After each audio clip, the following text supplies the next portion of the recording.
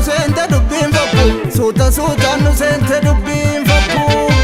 taliileen taliiluma yaayyaantu yaanta labbaa biyya yaayyaantu milkiin tolu kaametti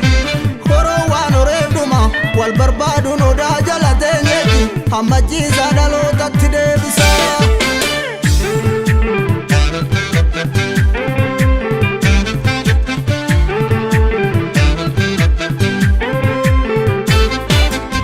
Haka barbacha baane gumbiin jaraa silaa uraada kana barra beeku budaada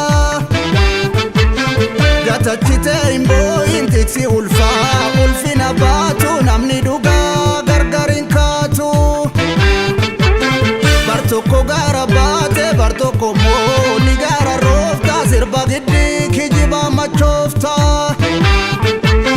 maafe amta girgaaban mata'oon orma gururiita shallagannaan sagal sidhiita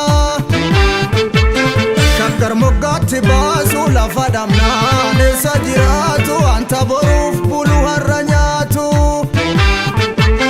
waan jedhaniin jettu gogaa bite moo gabaadha barbaadda galaana diddeebitee saarraabda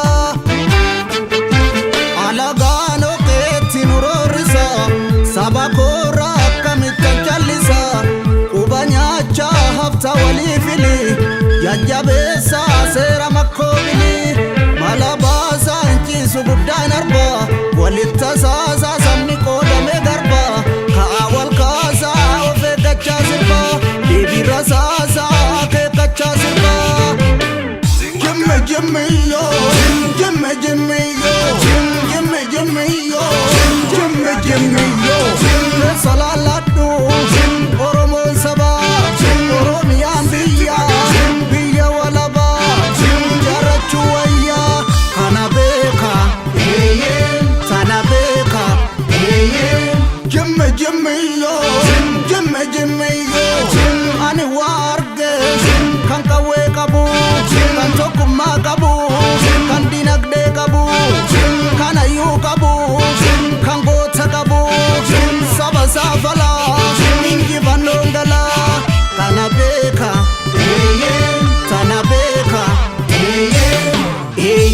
bo kana bo kana bo kana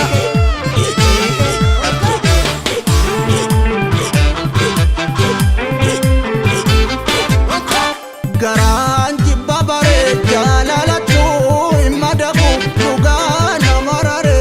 akka sabaa hin miliqu hiddaan cimallatu yaa odaadame